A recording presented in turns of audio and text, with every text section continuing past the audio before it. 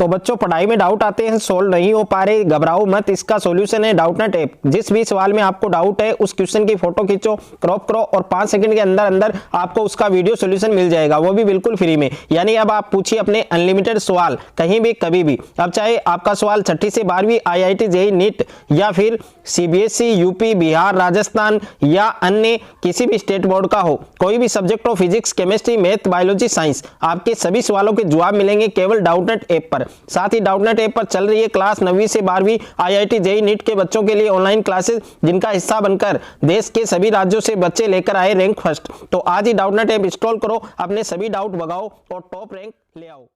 तो finally science के अंदर जो चैप्टर नंबर 16 है आपके प्राकृतिक संसाधनों का प्रबंधन, वो आपके तैयार हो चुका है। नमस्कार बच्चों, स्वागत आप सभी का आपके अपने YouTube चैनल में। अगर आप कक्षा 10th के विद्यार्थी हैं तो इस वीडियो को आपको कंप्लीट देखना है। और आज के इस वीडियो में मैं आपको कक्षा 10 विज्ञान और कक्षा 10 विज्ञान में जो चैप्टर नंबर 16 है हमारा प्राकृतिक संसाधनों का प्रबंधन, तो इस चैप्टर के कंप्लीट जो नोट्स हैं वो इस वीडियो में मैं आपको देने वाला हूं। तो वीडियो को आपको पूरा देखना है। और इससे पहले यदि आपने हमारे चैनल को सब्सक्राइब नहीं किया है तो सब्सक्राइब कर लीजिए और साथ में नोटिफिकेशन बेल को प्रेस कर लीजिए। और इससे पहले के साइंस के अंदर जितने भी आपके चैप्टर थे, सारे चैप्टर मैंने चैप्टर वाइज करवा रखे हैं, उनका लिंक आपको डिस्क्रिप्शन में मिल जाएगा। तो वहां जाकर आप उन चैप्टर को भी अच्छे से पढ़ सकते हैं। और ये नोट्स पढ़कर आप बोर्ड परीक्षा में अच्छा स्कोर आप कर सकते हैं। तो वीडियो को आपको कंप्लीट देखना है। और यहाँ पर इस चैप्टर के अंदर सबसे पहले आपको टॉपिक दिया गया है कि प्राकृतिक संसाधन। अब प्राकृतिक संसाधन क्या होता है? तो मानव के लिए उपयोगी प्राकृतिक पदार्थ जैसे जल, वायु, वन, खनिज, पेट्रोलियम, मृदा आदि को हम क्या कहते हैं? प्राकृतिक संसाधन कहते हैं। और ये आपके हाईलाइट नोट्स हैं, इनको आप साथ साथ में लिख भी सकते हैं या इनका स्क्रीनशॉट ले सकते हैं या इनको आप PDF के रूप में परचेज भी कर सकते हैं। उसके बाद में नेक्स्ट है आपके अक्षय प्राकृतिक संसाधन। अब देखिए अक्षय प्राकृतिक संसाधन क्या होते हैं? ऐसे प्राकृतिक संसाधन जो मानव द्वारा प्रयोग करने पर समाप्त नहीं होते, यानी जिनको मानव है वो उपयोग में लेता है, उनको प्रयोग में लेता है, लेकिन वो कभी समाप्त नहीं होते, उनको हम क्या कहते हैं? अक्षय प्राकृतिक संसाधन कहते हैं। जैसे उदाहरण के रूप में हम बात करें तो सूर्य का प्रकाश है, समुद्र है आदि, ये सब क्या है? ये आपके अक्षय प्राकृतिक संसाधन कहलाते हैं। उसके बाद में नेक्स्ट है आपके अक्षयशील जो संसाधन है। तो अक्षयशील संसाधन क्या होते हैं?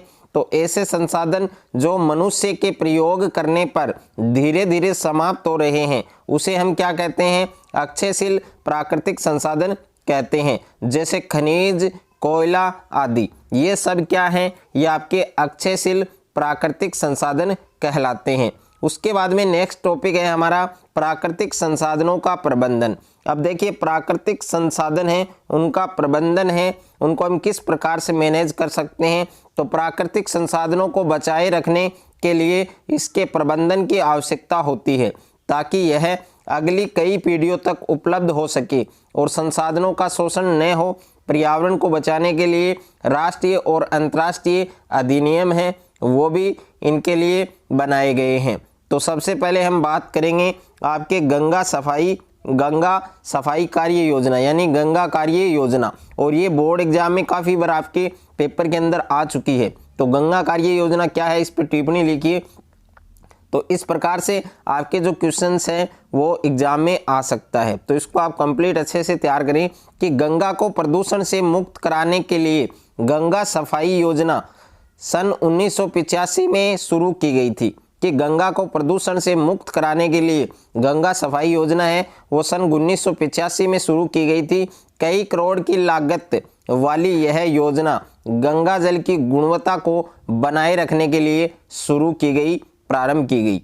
और उसके बाद में नोट में यहाँ पर विशेष पॉइंट लिखे गए हैं। इन पॉइंट को आपको जरूर देखना है कि जल की गुणवत्ता या प्रदूषण मापन हेतु कुछ कारक है, जिसमें पहला कारक क्या है कि जल का pH है जो आसानी से सार्वसूचक की मदद से मापा जा सकता है। और दूसरा कारक क्या है कि जल में कोलीफॉर्म ये बात जरूर आपको ध्यान देनी है कि जल में कोलीफॉर्म जीवाणु जो मनुष्य की आंत में पाया जाता है, कहाँ पर पाया जाता है, आपके आंत में पाया जाता है, और इसकी उपस्थिति जल का संदूषित होना दर्शाता है।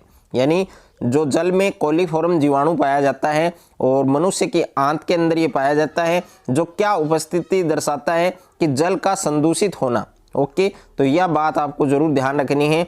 और उसके बाद में नेक्स्ट है आपके यहाँ पर क्वेश्चन है कि पर्यावरण मित्र बनने के लिए आप अपनी आदतों में कौन कौन से परिवर्तन ला सकते हैं। तो यहाँ पर मैंने इसको क्वेश्चंस के रूप में यहाँ पर लिखा है कि पर्यावरण मित्र बनने के लिए आप अपनी आदतों में कौन कौन से परिवर्तन ला सकते हैं, कौन कौन से बदलाव ला सकते हैं। तो इसका आंसर आपको कैसे लिखना है कि पर्यावरण मित्र बनने के लिए हमें 3 प्रकार के आर जो सिद्धांत है उनको अपनाना होगा। अब यहाँ पर 3 प्रकार के आर सिद्धांत कौन कौन से हैं। पहला है आपके कम उपयोग, जिसको इंग्लिश में रेड्यूस कहते हैं, और दूसरा है पुनः चक्रण, जिसको इंग्लिश में रिसाइकल बोलते हैं, और तीसरा है आपके पुनः प्रयोग, जिसको इंग्लिश में रीयूज बोलते हैं। ये 3 सिद्धांत आपको जरूर ध्यान रखने हैं। अब देखिए यहाँ पर पहला सिद्धांत आपके है कम उपयोग, यानी कम उपयोग कैसे करना है। तो इसका क्या अर्थ है यहाँ पर कि हमें कम से कम वस्तुओं का उपयोग करना चाहिए। कम उपयोग, इसका क्या तात्पर्य है कि हमें कम से कम वस्तु हैं उनका उपयोग करना चाहिए। हम बिजली के पंखे बंद करके बिजली बचा सकते हैं। बिजली के जो पंखे हैं उनको बंद करके बिजली की जो बचत है वो हम कर सकते हैं। व्यर्थ बहते हुए पानी की बचत कर सकते हैं। हमें भोजन भी नष्ट नहीं होने देना चाहिए। तो ये बातें ज़रूर आपको ध्यान रखनी है कम उपयोग में। उसके बाद में नेक्स्ट है आपके पुनः चक्रण यानी रिसाइकल। तो पुनः चक्रण हम किस प्रकार से कर सकते हैं। तो इसका अर्थ क्या है कि हमें प्लास्टिक, कागज, कांच, धातु की वस्तुएं तथा ऐसे ही पदार्थों का पुनः चक्रण करके उपयोगी वस्तुएं बनानी चाहिए। और तीसरा है आपके पुनः प्रयोग। अब पुनः प्रयोग हमें किस प्रकार से करना चाहिए। तो पुनः उपयोग के तरीके में हम किसी वस्तु का बार बार प्रयोग कर सकते हैं। लिफाफों को फेंकने की अपेक्षा हम इनको फिर से उपयोग में ला सकते हैं। प्लास्टिक की बोतलों तथा डिब्बों का उपयोग रसोई घर में वस्तुओं को रखने के लिए हम कर सकते हैं। तो पुनः प्रयोग हमें करना चाहिए। उसके बाद में सेकंड क्वेश्चन भी मैंने यहाँ पर लिखा है। ये क्वेश्चन भी काफ़ी इम्पोर्टेंट है आपके। हमें संसाधनों के प्रबंधन की आवश्यकता क्यों है, कि हमें जो संसाधन हैं उनका जो प्रबंधन है वो क्यों करना चाहिए, इसकी क्या आवश्यकता है। तो संसाधन है वो क्या होते हैं, सीमित होते हैं। हमें अनेक दैनिक वस्तुएं प्राकृतिक संसाधनों से प्राप्त होती हैं। यदि हम इन संसाधनों का उपयोग अल्प समय में यानी कम समय में कर लेंगे तो अपनी भावी पीढ़ी को इन संसाधनों से वंचित रहना पड़ेगा। इसलिए हमें संसाधनों का प्रयोग विवेकपूर्ण ढंग से करना चाहिए। और उसके बाद में नेक्स्ट है आपके संपोषणीय विकास। तो संपोषणीय विकास है काफ़ी इम्पोर्टेंट है और इसकी डेफिनेशन है वो काफ़ी बार बोर्ड एग्जाम में आ चुकी है। तो संपोषणीय विकास क्या है, संपोषित विकास क्या है। तो संपोषणीय विकास की संकल्पना मनुष्य की वर्तमान आधारभूत आवश्यकताओं की पूर्ति एवं विकास की प्रोत्साहित करती है। साथ ही आने वाली पीढ़ी के लिए संसाधनों का संरक्षण भी करती है। आर्थिक विकास पर्यावरण संरक्षण से संबंधित है। अतः संपोषित विकास से जीवन के सभी आयाम हैं उसमें परिवर्तन है वो क्या है, निहित है। तो ये सब इसमें लिखना है आपको। और उसके बाद में है वन और वन्य जीव संरक्षण। तो वन और वन्य जीव संरक्षण क्या है कि वन जैव विविधता के तप्त स्थल माने जाते हैं, हॉटस्पॉट माने जाते हैं, और जैव विविधता को संरक्षित रखना प्राकृतिक संरक्षण के प्रमुख उद्देश्यों में से क्या है, एक है। और उसके बाद में नेक्स्ट है आपके जैव विविधता यानी बायोडाइवर्सिटी। तो जैव विविधता क्या होती है, जीवों के अंदर जो विभिन्नता होती है, जो भिन्नता होती है उसको हम क्या कहते हैं, जैव विविधता कहते हैं। तो जैव विविधता किसी एक क्षेत्र में पाई जाने वाली विविध स्पीशीज की संख्या है। यहाँ पर स्पीशीज का मतलब क्या है, जातियों की संख्या है। जैसे पुष्पी, पादप, पक्षी, कीट, सरीसृप, जीवाणु आदि, ये सब क्या है, ये जैव विविधता के उदाहरण हैं। और यहाँ पर मैंने एक इम्पोर्टेंट क्वेश्चंस भी लिखा है। ये क्वेश्चन आपको जरूर तैयार करना है कि हमें वन और वन्य जीवन का संरक्षण क्यों करना चाहिए। तो यहाँ उत्तर आपको क्या लिखना है कि हमें वनों का संरक्षण निम्न कारणों से करना चाहिए। यहाँ पर पहला कारण क्या है कि हमें वनों से इमारती लकड़ी और जलाने की लकड़ी प्राप्त होती है। और दूसरा कारण क्या है कि वनों से हमें फल प्राप्त होते हैं, मेवे, सब्जियां, औषधियां आदि भी प्राप्त होती हैं। तीसरा कारण क्या है कि वन्य प्राणी पर्यावरण संतुलन में महत्वपूर्ण भूमिका निभाते हैं। और उसके बाद में 4 नंबर जो कारण लिखा है कि वन्य प्राणी स्थलीय खाद्य श्रृंखला की निरंतरता के लिए क्या है, उत्तरदायी हैं। तो ये सब आपको पॉइंट अच्छे से याद करने हैं। उसके बाद में नेक्स्ट है आपके दावेदार या स्टेक होल्डर। अब देखिए दावेदार या स्टेक होल्डर इसको क्या कहते हैं कि ऐसे लोग जिनका जीवन कार्य किसी चीज़ पर निर्भर हो उसे दावेदार, वे उसके दावेदार होते हैं। कि ऐसे लोग जिनका जीवन है वो जीवन कार्य है वो किसी चीज़ पर निर्भर करता है, किसी वस्तु पर निर्भर करता है, वे उसके क्या होते हैं, दावेदार होते हैं। अब दावेदार वनों पर उसकी निर्भरता, तो यहाँ पर मैंने 4 प्रकार से इसको डिजाइन किया है। पहला है कि स्थानीय लोग। अब स्थानीय लोग क्या करते हैं, अपनी आवश्यकता के लिए वनों पर आश्रित रहते हैं।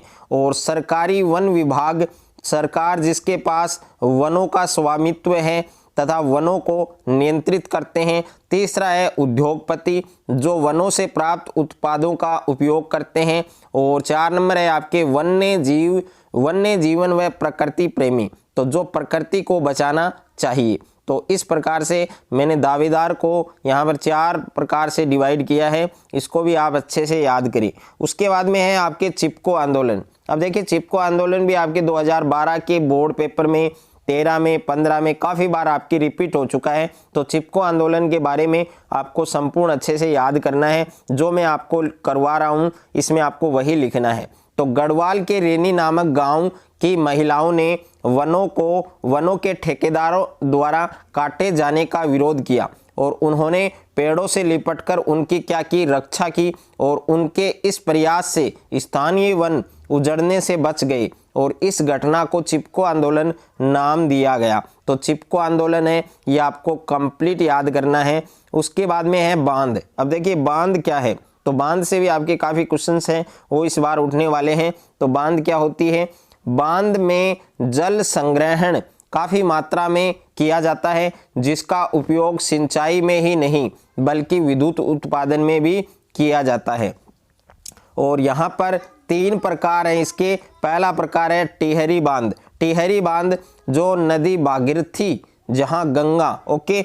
और सरदार सरोवर बांध है वो कौन सी नदी पर बनाया गया है, नर्मदा नदी पर बनाया गया है। और भाखड़ा नागल बांध है वो कौन सी नदी पर बनाया गया है, सतलुज नदी पर बनाया गया है। तो यहाँ पर शॉर्ट क्वेश्चन आने का बहुत चांस है कि टिहरी बांध कौन सी नदी पर बनाया गया है, तो उस नदी का नाम है भागीरथी या फिर गंगा नदी। और सरदार सरोवर बांध है वो आपके नर्मदा नदी पर बनाया गया है। और जो भाखड़ा नागल बांध है वो आपके सतलुज नदी पर बनाया गया है। उसके बाद में है बांधों के लाभ। अब देखिए जो बांध बनाए गए हैं इनके क्या लाभ हैं, तो यहाँ पर पहला लाभ है कि सिंचाई के लिए पर्याप्त जल सुनिश्चित करना। और दूसरा लाभ है विद्युत उत्पादन। और तीसरा लाभ है कि क्षेत्रों में जल का लगातार वितरण करना। तो ये सब इसके क्या हैं, लाभ। अब हम बात करें बांधों से होने वाली हानियाँ। अब हानियों से संबंधित एक क्वेश्चन आया था आपके बोर्ड पेपर में कि बांध है उनसे कौन कौन सी हानियाँ होती है। तो पहली हानि आपकी सामाजिक समस्याएं। यहाँ पर समस्याएं लिख दो या कारण लिख दो, एक ही बात है। तो कारण और समस्या एक ही है। तो सबसे पहले है आपके सामाजिक समस्या या सामाजिक कारण। तो बड़ी संख्या में जनजीवन को विस्थापित करना। और आर्थिक कारण दूसरा है आपके आर्थिक कारण या आर्थिक समस्याएं। तो इन पर जनता का बहुत धन है वो खर्च होता है। और तीसरी समस्या या तीसरा कारण क्या है आपके पर्यावरणीय कारण या पर्यावरणीय समस्या। तो इनके निर्माण के कारण बड़ी मात्रा में वन विनाश होता है तथा प्रदूषण भी क्या होता है, उत्पन्न। तो ये सब आपको बांध से होने वाली जो हानियां हैं उसके अंदर आपको लिखना है। उसके बाद में नेक्स्ट है आपके जल संग्रहण। अब जल संग्रहण क्या होता है, तो इसका मुख्य उद्देश्य है कि भूमि एवं जल के प्राथमिक स्रोतों का विकास करना और द्वितीयक संसाधन पौधों एवं जंतुओं का उत्पादन इस प्रकार करना जिसे पारिस्थितिकी असंतुलन पैदा न हो। और जल संग्रहण भारत में बहुत पुरानी संकल्पना है। राजस्थान में खादिन है, बड़े पात्र हैं और नाड़ी है। और महाराष्ट्र के बंदारस एवं ताल, और मध्य प्रदेश और उत्तर प्रदेश में बंदिश, और बिहार में आहार तथा पाइन, और हिमाचल प्रदेश में कुलह, और जम्मू में कादी क्षेत्र में तालाब, तथा तमिलनाडु में एरिस, और केरल में सुरगम, और कर्नाटक में कट्टा आदि। ये सब क्या हैं, आपके जल संग्रहण बनाए गए हैं। और उसके बाद में है भौम जल के रूप में संरक्षण के लाभ। तो भौम जल के रूप में संरक्षण के क्या लाभ हैं? तो यहाँ पर पहला लाभ है कि पानी का वाष्पीकरण नहीं होता, और दूसरा लाभ है कि पौधों को नमी पहुँचाता है। उसके बाद में है आपके कोयला और पेट्रोलियम। तो कोयला और पेट्रोलियम क्या है? तो सबसे पहले हम कोयले की बात करेंगे। कोयला और पेट्रोल ये आपके जीवाश्मी ईंधन है, आप सभी जानते हैं, और ये नवीकरणीय जो अनवीकरणीय प्राकृतिक संसाधन है वो माना जाता है। तो सबसे पहले हम कोयले के बारे में डिस्कस करने वाले हैं। तो कोयला है वो अनवीकरणीय प्राकृतिक संसाधन है, इसे जीवाश्म ईंधन भी कहा जाता है। और कोयले का निर्माण 300 मिलियन वर्ष पूर्व पृथ्वी में वनस्पति अवशेषों के अपघटन से हुआ, और वर्तमान दर से प्रयोग करने पर कोयला अगले 200 वर्ष तक उपलब्ध रह सकता है। तो ये सब आपको कोयले के अंदर लिखना है। और उसके बाद में नेक्स्ट है आपके पेट्रोलियम। अब देखिए पेट्रोलियम क्या होता है? तो पेट्रोलियम अनवीकरणीय संसाधन है, इन्हें जीवाश्म ईंधन भी कहा जाता है। पेट्रोलियम का निर्माण समुद्र में रहने वाले जीवों के मृत अवशेषों के अपघटन से हुआ, और वर्तमान दर से प्रयोग करने पर पेट्रोलियम केवल अगले 40 वर्ष तक उपलब्ध रह सकता है, मिल सकता है।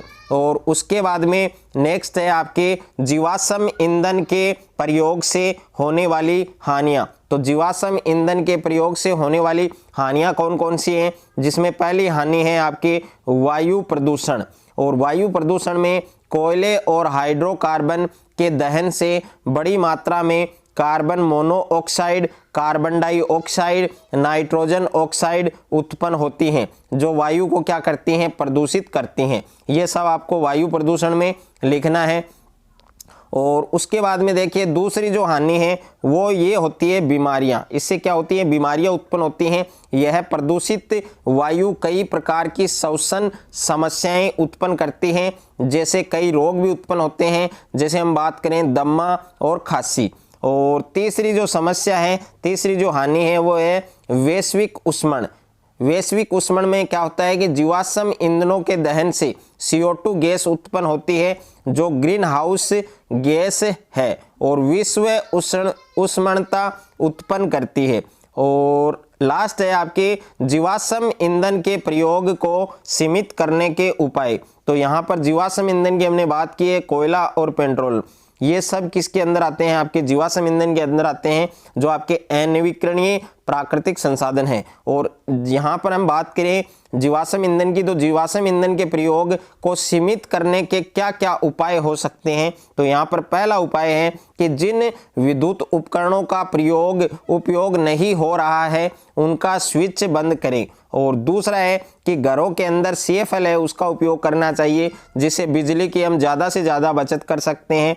और तीसरा यहाँ पर उपाय है कि लिफ्ट की अपेक्षा सीढ़ी का उपयोग करना चाहिए। और 4 नंबर है कि जहाँ हो सके सोलर कुकर का प्रयोग हमें करना चाहिए। तो इसी के साथ ये पूरा चैप्टर आपके 16वां जो चैप्टर आपके प्राकृतिक संसाधनों का प्रबंधन, तो इसी के साथ ये पूरा चैप्टर मैंने आपको यहाँ पर बता दिया है। पूरे चैप्टर के जो सारे नोट्स हैं वो मैंने टॉपिक वाइज यहाँ पर करवा दिए हैं आपको। तो यहाँ पर अच्छे से आप इनको लिख सकते हैं या इनको परचेज कर सकते हैं। अगर मेरा ये वीडियो आपको अच्छा लगे तो वीडियो को ज़्यादा से ज़्यादा लाइक करें, दोस्तों के साथ शेयर करें, और चैनल पर आप नए हैं तो चैनल को सब्सक्राइब कर लीजिए, साथ में नोटिफिकेशन बेल को प्रेस कर लीजिए। मिलते हैं नए वीडियो में, तब तक के लिए थैंक यू सो मच।